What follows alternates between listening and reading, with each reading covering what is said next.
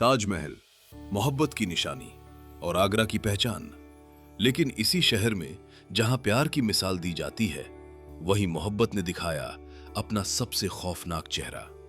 एक प्रेमी जो प्यार नहीं पागलपन बन चुका था, जिसने अपनी ही प्रेमिका की बेरहमी से हत्या कर दी। कत्ल के बाद सिर और पैरों को काटकर बोरे में भरा गया और यमुना नदी में हर सबूत मिटाने की कोशिश की गई। Welcome to the channel. आप देखना शुरू कर चुके हैं क्राइम थ्रिलर स्टोरीज, जो आप तक लाता है सच्ची और हैरत अंगेज क्राइम थ्रिलर स्टोरीज। हमारा मकसद क्राइम को बढ़ावा देना या ग्लोरीफाई करना नहीं, बल्कि एजुकेट और अवेयर करना है, क्योंकि हमारा मानना है कि हर केस कुछ नया सिखाता है। क्राइम थ्रिलर स्टोरीज में आज हम आपको लेकर चल रहे हैं आगरा में, वही शहर जहां शाहजहां और मुमताज की मोहब्बत की निशानी ताजमहल है। यहाँ एक प्रेमी ने अपनी ही प्रेमिका को मोहब्बत नहीं, मौत का तोहफा दिया। क्या था पूरा मामला, आइए डिटेल में जानते हैं।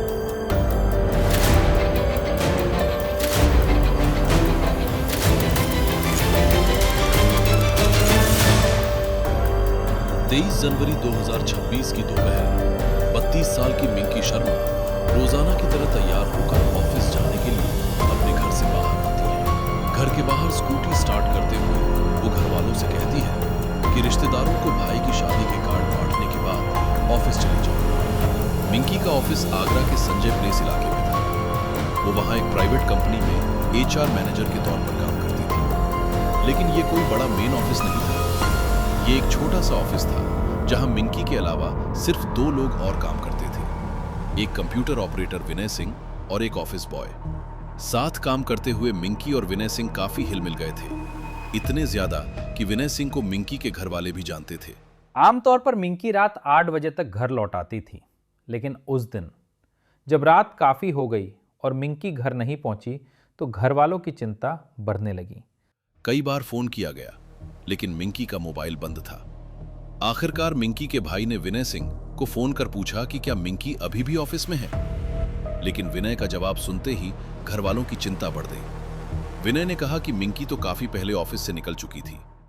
सवाल यह था कि अगर मिंकी ऑफिस में नहीं थी तो फिर वो गई कहां? क्या उसके साथ कोई हादसा हो गया था या फिर वो अपनी मर्जी से कहीं चली गई थी? इन सवालों के जवाब जानने के लिए बने रहिए हमारे साथ क्राइम थ्रिलर स्टोरीज में।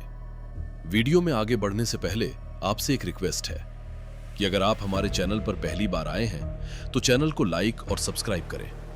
आपकी ये छोटी सी कोशिश हमें इसी तरह के रियल एंड शॉकिंग केसेस आप तक पहुंचाने के लिए इंस्पायर एंड मोटिवेट करती है। तो वापस लौटते हैं घटना की रात जब मिंकी गायब हो गई थी और घर वाले तलाश में जुटे हुए थे।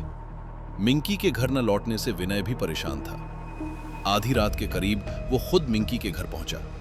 वहां उसने मिंकी के घर वालों के साथ मिलकर पूरी रात मिंकी को ढूंढने की कोशिश की, लेकिन मिंकी का कहीं कोई सुराग नहीं मिला। आखिरकार जब उम्मीद टूटने लगी तो मिंकी की गुमशुदगी की शिकायत पुलिस में दर्ज करवाई गई। अगली सुबह एक और डरावनी खबर सामने आई। यमुना नदी के किनारे जवाहर पुल के पास एक संदिग्ध बोरी पड़े होने की सूचना ट्रांस यमुना पुलिस थाने को मिलती है। पुलिस जब मौके पर पहुंची तो बोरी के आसपास खून के निशान थे और उस पर मक्खियां भिन-भिना रही थी। पुलिस ने जब बोरी खुलवाई तो अंदर का नजारा देखकर हर कोई सन्न रह गया। बोरी के अंदर एक लड़की की सिरकटी न्यूड लाश थी। उसके पैर भी कटे हुए थे। क्या ये लाश गुमशुदा मिंकी शर्मा की थी? बताएंगे आगे। बने रहिए हमारे साथ क्राइम थ्रिलर स्टोरीज में। मिंकी के घर वालों को जब मौके पर बुलाया गया तो उन्होंने लाश की पहचान कर ली। वो लाश उनकी लाडली बेटी मिंकी शर्मा की ही थी। देखिए, दिनांक 24/1 की सुबह करीब 4 बजे स्थानीय पुलिस को एक सूचना मिली कि यमुना ब्रिज पर एक महिला का शव है। लोकल पुलिस जब वहां पर पहुंची तो वहां पर एक बोरे में महिला का शव मिला।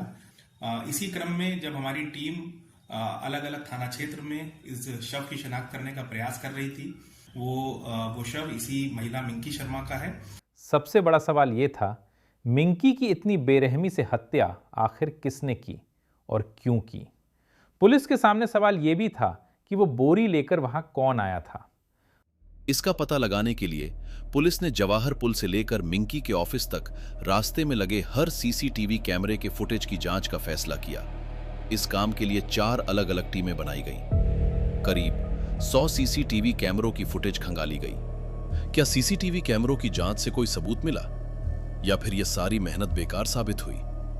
बताएंगे आगे। बने रहिए हमारे साथ क्राइम थ्रिलर स्टोरीज में।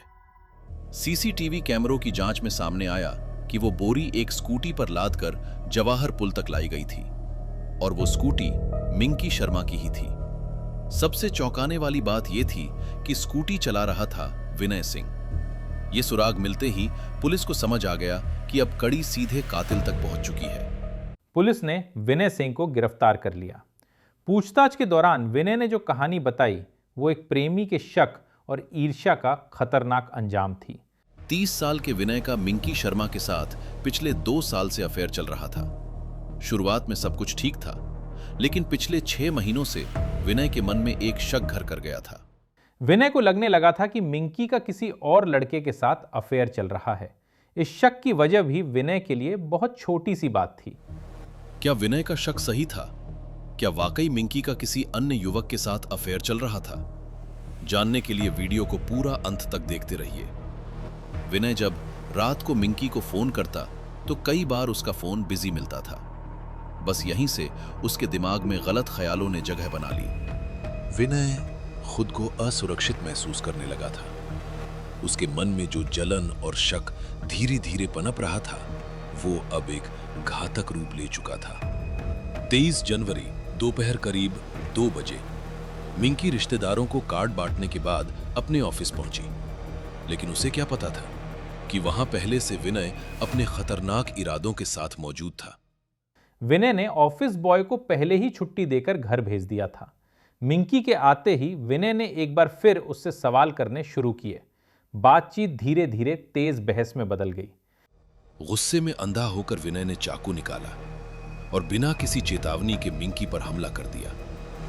गर्दन पर हुए घातक वार के बाद मिंकी वहीं फर्श पर गिर पड़ी। इसके बाद विनय ने पहले मिंकी के पैर काटकर अलग किए और फिर सिर को धड़ से अलग कर दिया। सिर को छोड़कर बाकी शरीर को प्लास्टिक बैग में भरकर एक बोरी में कसकर बांध दिया। इसके बाद मिंकी का कटा सिर, खून से सने कपड़े और उसका मोबाइल फोन एक बैकपैक में रख लिया। फिर बोरी और बैकपैक को मिंकी की ही स्कूटी पर रखा और जवाहर पुल की तरफ निकल पड़ा। विनय की योजना थी बोरी को यमुना नदी में फेंकने और सिर को किसी दूसरी जगह ठिकाने लगाने की, लेकिन पुल पर लगी लोहे की जाली उसके रास्ते की बड़ी रुकावट बन गई।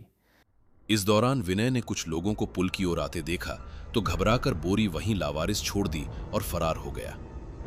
रास्ते में विनय ने बैकपैक में रखा मिंकी का कटा हुआ सिर एक गटर में फेंक दिया था। इंटेरोगेशन में विनय ने मिंकी की हत्या की बात कबूल कर ली।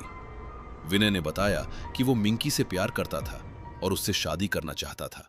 मिंकी शर्मा के साथ काम करने वाला एक युवक जिसका नाम विनय सिंह है, जो इनके साथ पिछले 2 साल से काम करता था और कुछ इनकी आपस में अनबन हुई। अनबन होने के बाद ये मिंकी से शादी करना चाहता था। मिंकी उस शादी को रेजिस्ट कर रही थी और उस दिन जब ये अपने ऑफिस आई तो ऑफिस आने के बाद उस व्यक्ति ने, विनय सिंह ने, इसकी निर्ममता से हत्या कर दी। विनय सिंह तत्काल न्यायिक अभिरक्षा में भेजे जा रहे हैं। इस पे सबसे कठोर दंडात्मक कार्रवाई पुलिस की ओर से की जाएगी। विनय के मन में डर घर कर गया था कि मिंकी उसकी बजाय किसी और से शादी करने वाली है। यही डर, यही शक धीरे धीरे उसके दिमाग में जहर बनता चला गया और उसे एक हत्यारा बना दिया। जरूरत से ज्यादा शक और कंट्रोल प्यार नहीं, एक बीमारी है। बच्चों के पॉजेसिव और गुस्सैल व्यवहार को इग्नोर ना करें। समय रहते गुस्से पर काबू ना पाया जाए तो कई बार वो जानलेवा बन जाता है। पुलिस ने विनय के खिलाफ हत्या, सबूत मिटाने और आर्म्स एक्ट सहित कई धाराओं में मामला दर्ज किया। स्टोरी लिखे जाने तक विनय को जुडिशियल कस्टडी में भेज दिया गया था। क्या प्यार के नाम पर किसी को डराना या काबू में रखना मोहब्बत कहलाता है? क्या शक और जलन किसी इंसान को इतना अंधा कर सकती है कि वो अपने ही प्यार को खत्म कर दे? इस केस से साफ है कि शक, जलन और गुस्सा अगर काबू से बाहर हो जाएं, तो जिंदगी तबाह कर सकते हैं। वो सोच कभी कभी रिश्तों को अपराध बना देती है। बच्चों को सिखाएं कि प्यार का मतलब ट्रस्ट होता है, कंट्रोल नहीं। अगर विनय समय रहते अपने शक के बारे में खुलकर मिंकी से बात कर लेता तो गलतफहमी दूर हो सकती थी। न सिर्फ मिंकी इस दुनिया में जिंदा होती, बल्कि विनय की जिंदगी भी जेल की सलाखों के पीछे नहीं कटती। याद रखें कि रिश्ते आपसी सहमति और विश्वास की डोर पर टिके होते हैं। इस केस के बारे में आप क्या सोचते हैं? अपनी राय हमें कमेंट में जरूर बताएं। अगर आपको यह वीडियो इंटरेस्टिंग और अवेयरनेस पैदा करने वाला लगा है तो हमारे चैनल को लाइक, शेयर और सब्सक्राइब करना न भूलें। हम फिर लौटेंगे एक और सच्ची, शॉकिंग क्राइम थ्रिलर स्टोरी के साथ। क्राइम थ्रिलर स्टोरीज हिंदी के अलावा अंग्रेजी, गुजराती और मराठी भाषा में उपलब्ध है। जल्द ही हम ला रहे हैं इसे और भी भाषाओं में।